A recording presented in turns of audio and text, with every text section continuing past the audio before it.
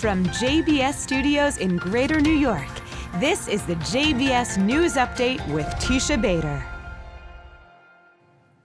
I'm Teisha Bader with the JBS News Update for Monday, September the 13th, 2021. 2 people were stabbed and moderately wounded this afternoon in a terror attack in Jerusalem. District Police Commander Doron Turgeman told reporters that a 17-year-old Palestinian entered a store just outside the capital's central bus station and stabbed 2 customers. While he was struggling with one of the victims, a policewoman shot the terrorist, who was in serious condition. The victims were said to be in moderate but stable condition. 2 people were also arrested in the area on suspicion of aiding the terrorist. Earlier today, a Palestinian tried to stab an IDF soldier with a screwdriver, but another soldier opened fire and shot the terrorist before any harm was done. That incident took place at the Gush Etzion Junction in the West Bank. The terrorist was shot in the hand and was taken to the hospital. Rockets were fired at southern Israel from Gaza this weekend. The IDF tweeted yesterday that terrorists in Gaza fired rockets at Israel for the 3rd night in a row, endangering lives in Gaza and Israel. In response, the IDF wrote, "We struck 4 Hamas compounds used for military training, a weapons workshop, and an entrance to an underground terrorist tunnel."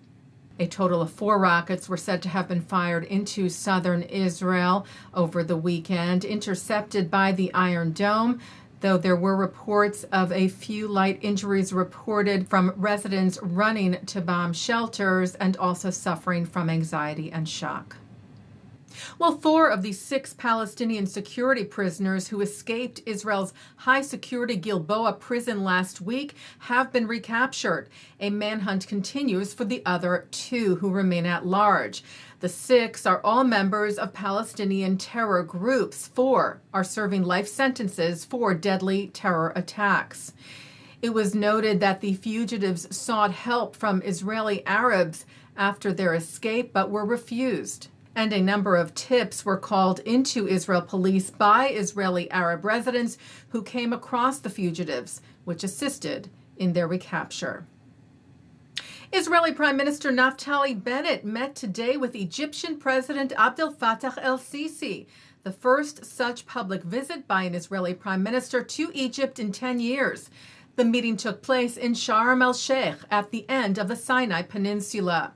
A spokesperson for el-Sisi said the 2 leaders were to discuss bilateral issues related to bilateral relations, ways and efforts to revive the peace process, as well as recent developments in the region and international arenas.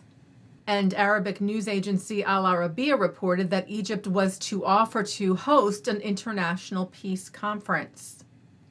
Holocaust historian Saul Friedlander has received this year's Balzan Prize in the category of Holocaust and Genocide Studies.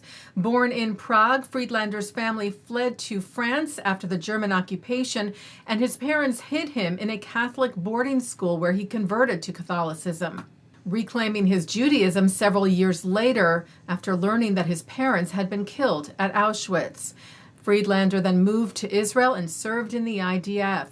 He has taught at Tel Aviv University and at UCLA, and won a Pulitzer Prize for his writing on the Holocaust. The Balzan Prize, which recognizes outstanding achievements in scholarly and humanitarian pursuits, awarded Friedlander for his unparalleled impact on the development of Holocaust studies.